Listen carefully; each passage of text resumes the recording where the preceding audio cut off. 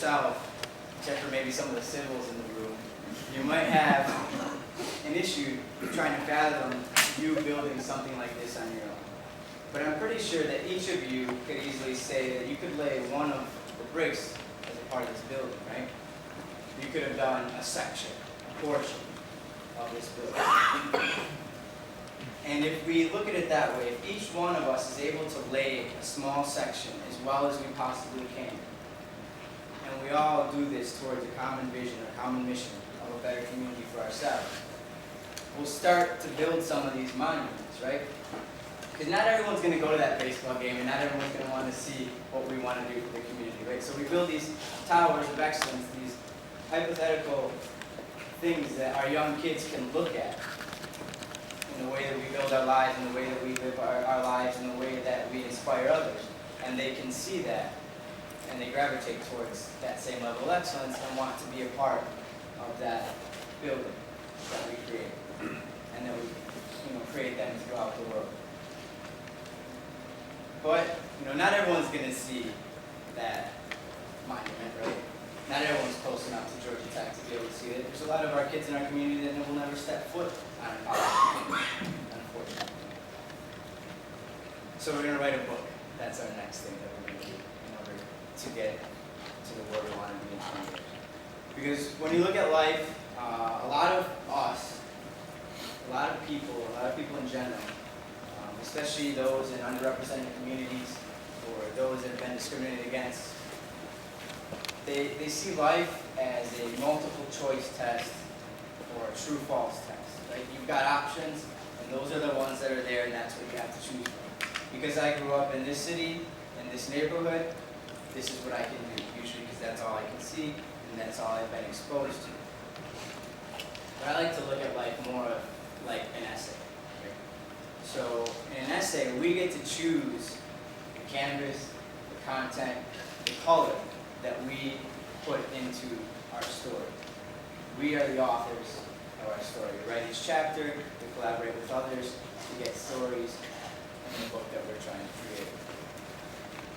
And when you realize that, you start to really shape the world towards what you want it to be in 20 years. So that's why we took a very important step a few minutes ago in envisioning that, because until you believe it, there's no way that you're really going to achieve it. And we are the sum of our thoughts. That's our potential, right? The sum of our thoughts. If I don't believe that I can do something, then I'm not going to take any steps towards that direction. Once we start believing, we can see it, we can start taking those steps. But the important part, again, is to start taking those steps. And the believe is, I think, the most important. Because we can always walk, right? We can take steps every day. We can do certain things. But are you really going to get to your fullest potential? Are you really going to get to that 20-year dream if you just go along and take steps without sitting back, closing your eyes for a second, and trying to envision a better world of where you want to be? For ourselves and for our community. And so I want to share 3 young kids that inspired me to start my story, to start a book of a better vision for the Hispanic community. A 4-year-old, a 7-year-old, and a 9-year-old told me almost all I need to learn about leadership, at least to be inspired to lead. The first one, we start with the 4-year-old. I was at a quinceañera, and it was very boring, so we left. We decided to go to another party that one of my friends knew about. He was in Milwaukee, again, where I was born and raised. So it was very cold. So when we got there, I just ran to the front door, no questions asked, because it was freezing. And from the outside, I could hear merengue, reggaeton, etc. So I got very excited. My kind of music, this should be fun. Open the door, there's a giant Puerto Rican flag right there. Again, I felt at home, and I was excited. But then I noticed an infant on the couch. I was wondering why this baby was on the couch when there's loud music, but I kind of let it go. I figured the mother was getting something and came back to look at this child. So I went upstairs, and everything was normal. People were dancing, there was good music, it was a good time. I started dancing with my friends. small area, so I decided to take a break because it was getting really hot. So I stood up against the wall and took a break. Then the mother comes up the stairs. She was pregnant, and she had a 4-year-old in her hands. She came to the center of the room and gave the 4-year-old to the father. There was a guy on the couch sitting next to me, and he got up, he reached into his pocket, and he dropped a gun at my feet. So first of all, I was freaking out because this person almost accidentally shot me, and there's a gun at my feet, and I don't know why. But if that wasn't scary enough, the next thing that happened was even scarier. Because he picked up the gun, he went to the center of the room, and they all surrounded the child, and they said, "You're going to be a cobra, you're going to be a cobra." So from the time this kid was 4 years old, not earlier, he was already being steered in the wrong direction. He was told that wrong is right and right is wrong, and that gang life is the life for you. That's your option. That's your multiple choice test, is gang life. And I stood there frozen because I couldn't believe what was happening. And I wanted to do something, but I couldn't. But I promised myself at that moment that I was going to do every single thing that I could to become a better role model, so that one day, hopefully, I could impact that child's life. And that one day, hopefully, he would see me doing something different, and he would realize that that was an option for him too. That he would see someone that I had inspired, and they would show him a different way. That he would watch a YouTube video of a speech of mine, and that he would find a different way. And I don't know. I have no idea. I don't know the child's name. I don't know any of his family. I'm not sure if he's even still alive. But that fuels me, that uncertainty, that chance that I still have to impact his life, fuels me every day to do everything that I can, so that hopefully one day I can show him a different path. And this summer, at SHIP's National Institute for Leadership Advancement, where we take all of our students, chapter presidents and professional chapter presidents, and get them ready, a student pulled me aside and he said, "I saw your video, Jay, about SHIP and how it changes lives, and I was at the point of committing suicide before I had seen that video. And I felt like I had no hope, I had no familia, and I found SHIP, and I found familia through that video." So that reaffirmed that no matter what, whether I save that child's life or not, there's people out there that we can impact on a daily basis, whether we know it or not, just by trying to do your best and to lead by example. And not necessarily being a superhero, but doing whatever you can to develop yourself and develop those around you, and show them a better path. And fortunately, he found a better path, and hopefully that young boy, who's now probably 8 years old, is finding a better path. The 9-year-old. My mother works for an elementary school, and every once in a while we have a new younger brother or sister in the family. She's very close to students. And this particular one was named as a kid. He was 9 years old, he had just come from Puerto Rico. His father had passed away. So it was just him and his mother, and he moved to Milwaukee, and they moved in with his family. And unfortunately, just like the other young little boy, his family was not the best influence for him. He was surrounded by drugs and violence again, and he was on the wrong track. The first thing I did with him is I took him to a park.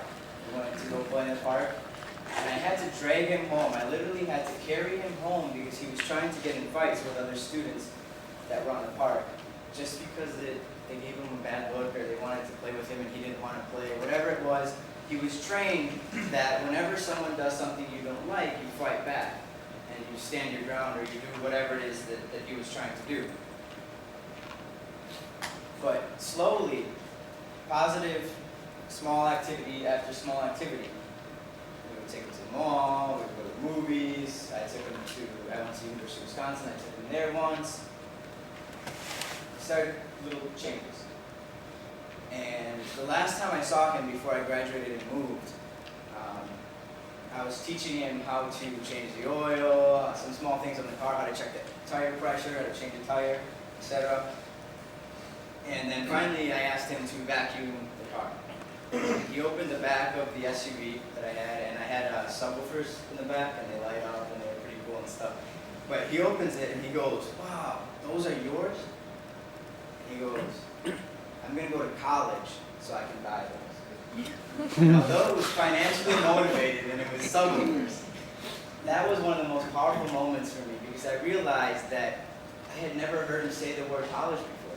It wasn't a part of his vocabulary. I don't know if anyone said the word college to him besides us. And now he has seen a different path. Just because of small activities that we had with him. Take him to the mall. I'm not Superman. We didn't do anything special. I'm not holding him every day. But these small positive activities were able to show him a different path.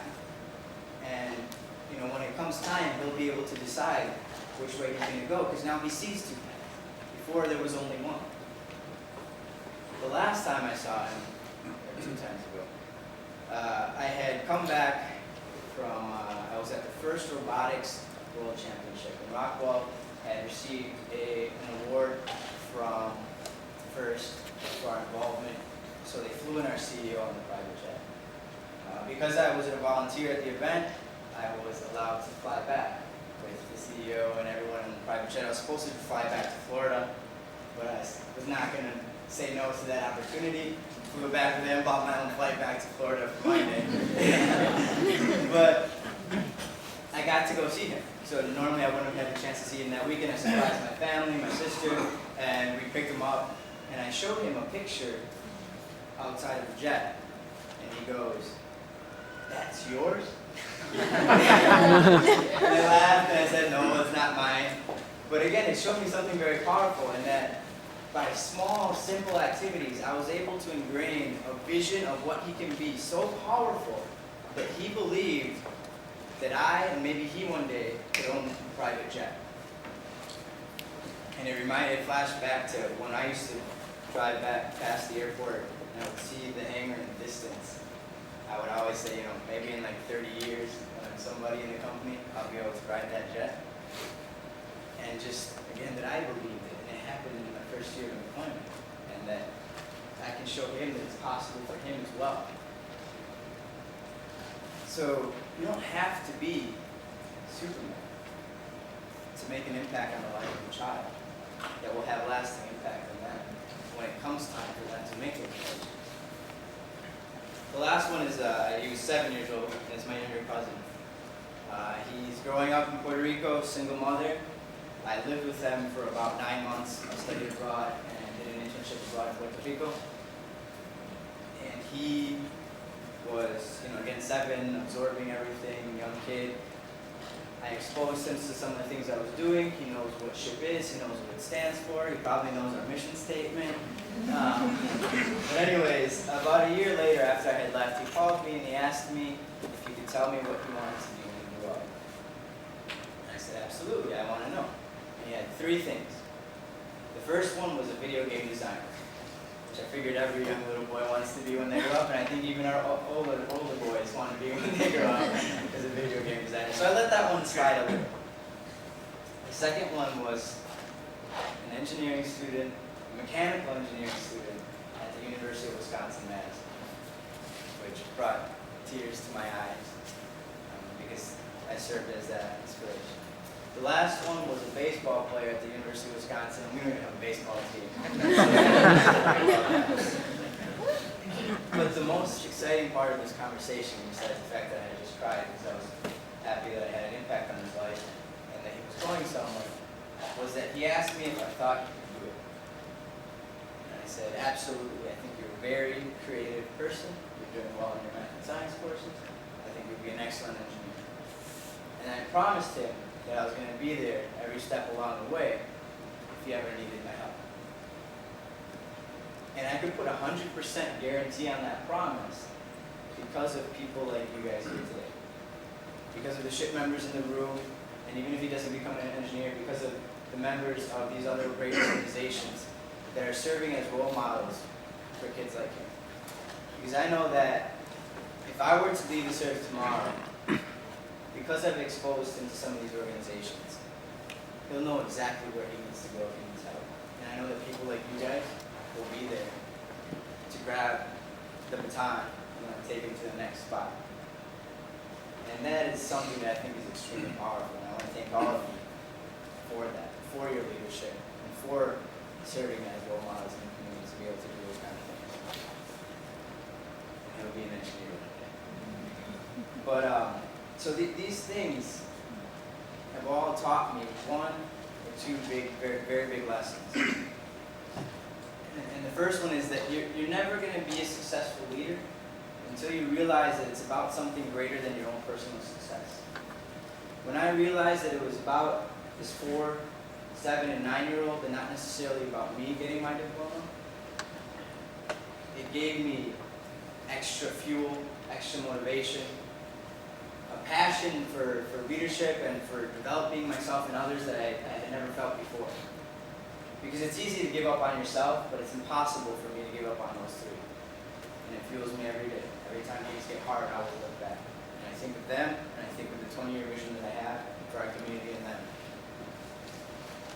So understanding that it's about something bigger. It's about not even your individual organizations, but all the organizations getting together in this room and taking 1 million steps towards our vision of a better community. And one of my best friends taught me this. He's the best living example of that, what I call my golden rule for leadership, which is understanding that it's about something greater than your personal success. Is a friend of mine, his name is Tim. And Tim and I were on the cross-country team in high school together. And it was our senior year, summer before senior year. It was going to be the first time that the team had made it to state in a long time. Finally had the right group amount of runners, talent. And I got a phone call from a friend telling me that Tim was diagnosed with leukemia. I didn't even know what leukemia was, honestly. I thought it was going to be some kind of cold and he'd be okay within a week. Coach came to campus and he told us, Tim's not going to be running with us next year. And he explained what leukemia was, a form of cancer. And I just broke down. I didn't know why him, why us. Why not me?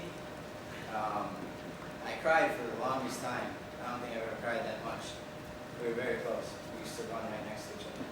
And I remember I used to always complain because he would spit. We all do. He would spit because your mouth gets dry or whatever and you try to clear it out. And I used to complain about that and I wondered at that moment, I was like, I would do anything right now to get spit on as long as Tim could be right next to me. But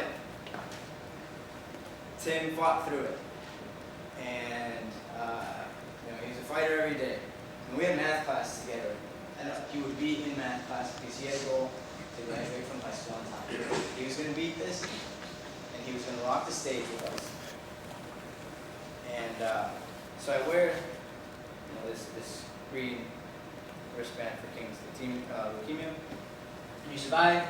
He graduated from high school, went off to college. And then this past May, I find out that Tim was diagnosed with brain cancer. So 7 years later, I'm now wearing the second band of Tim. And I broke down again. This time I gave up on everything for a second. I gave up on everything that I taught people about leadership because this wasn't fair and because, no one should have to go through that twice. After everything that he accomplished in the college. And he twisted me right around one more time. Because I checked out his Facebook posts, and they were again super positive. And that he was going to beat this, and that he was going to continue on, and that he was going to be an even stronger person. And he posted a picture. It had a picture of him when he was diagnosed with leukemia, his high school graduation picture, a picture of his brain surgery scar, and then a blank picture for his college graduation picture that he was going to achieve. And that reaffirmed everything that I believed in. That no matter what, we're all going to go through hardships. But depending on how we react to those hardships will determine whether these tough moments fuel or hinder our success. Tim could have given up the first time. I don't know how he didn't give up the second time. But he chose both times that he was going to use this as a fuel for him to keep going. And that now nothing can beat him because of what he has survived.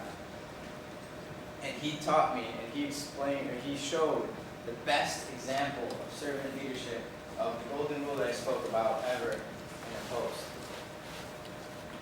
When he was in going through leukemia. He was at the children's hospital. So he was with other kids, little kids, that were going through treatment as well. And in this post, what he said in a note was that one night at Children's Hospital, he closed his eyes. He closed his eyes and he prayed to God, not for himself, but he prayed to God that, he said, God, give me cancer again before you let one of these kids, another kid have cancer. And God gave him, or whatever being gave him, cancer again. And he said, at the end of the post, and I don't regret saying those words, because it means that someone out there is in a better state because of it. And it reaffirmed again that little kid that I couldn't help that day. And maybe what we're doing, what this group is doing, what other groups across the world are doing to develop our community, whether we see it or not, is having a huge impact. It's inspiring little kids. And whether it is or not, or whether we see it every day or not, we need to give that effort, and we need to try. Because it might work. It might help. And we need it. So, again, looking at the bigger picture. That it's not just about our personal success, but that it's about the success of our community as a whole. The other lesson that I was taught was a combination of never forget where you came from and never give up. Those two things. A combination of those two things. My parents made a lot of sacrifices. When they got married, they wanted to have a family, and they didn't have the resources that they needed to have a family, so my father joined the military. My mother postponed her graduate studies so that we, my sister and I, could have a better life. And when I was old enough to realize all that they had sacrificed, I made it my mission every day to make sure that I did everything I could to start repaying those sacrifices. And I understand that I'll never reach that. I'll never be able to pay those sacrifices, but I'm going to do something every day to get closer to that. And so when I was the first of this generation of my family to graduate to college and the first engineer in the family, and I was ready to walk the stage after 5 horrible years, I carried with me, actually in this shirt, ironically, pictures of my little cousin and a dog tag that my dad made for me. And they all walked across the stage. I grabbed my diploma and I waved back to them, very proud, but I just took that 1 second pause to wave, and I walked right off because I knew that there's still a lot of work to do. Because until every single one of those in that picture, in those pictures, was able to cross the stage, I had not accomplished anything. Until the last little one, which is the 7-year-old that wants to be an engineer, until he crosses that stage, I haven't accomplished much. And even further, I would expand that to our Hispanic community and to our community as a whole. Never forget. So I never forget that from my parents. And I also never forget, today, this morning, I went to the Martin Luther King Center. And I never forget the people that came before us. In our community, in other communities, those that started the story before we started our story today. Right? So that book is something that we're adding to, and we don't always remember to add to it. But the leaders, the people that endured conquest, that endured slavery, that endured discrimination, and could have easily given up, decided to keep going for some reason. They believed and they dreamed of a better world for us. And we are part of that dream that kept them going. So it's extremely important for us to add chapters to that book and to continue on that dream. Because they went through way, way worse than we have. I don't understand how someone could endure slavery or could endure everything that they went through with discrimination just so that we could have a shot. I was inspired by the State of the Union where President Obama gave the Union address, Marco Rubio gave the Republican rebuttal. He did it in English and Spanish. African American and Cuban American, 150 years prior to that were slaves. 50 years prior to that could not vote. And President Obama pointed out a lady in the audience, her name was Desalene Victor. She was 102 years old. She waited 6 hours in line to vote because she remembered and she never forgot that her grandparents endured slavery. She never forgot that chance when she wanted to vote and didn't have the right to vote or was discriminated against and made it difficult for her to vote. So a person at 102 years old waited 6 hours to vote because those people worked hard and survived and went through all that so that she could have a chance to vote. And we need to look back and understand everything that these people have sacrificed in order to give us a shot. And we need to make sure that we do our 100% best to take that shot, no matter what. And to make sure that those after us have an even better chance to take a better shot. So I ask you guys to, again, after this, reflect on your plan for 20 years, to start taking steps in that direction, to inspire others around you to take steps in that direction, to stay hungry, to never stop learning, never stop developing yourself and others, and we'll make it there. And I'm going to keep marching.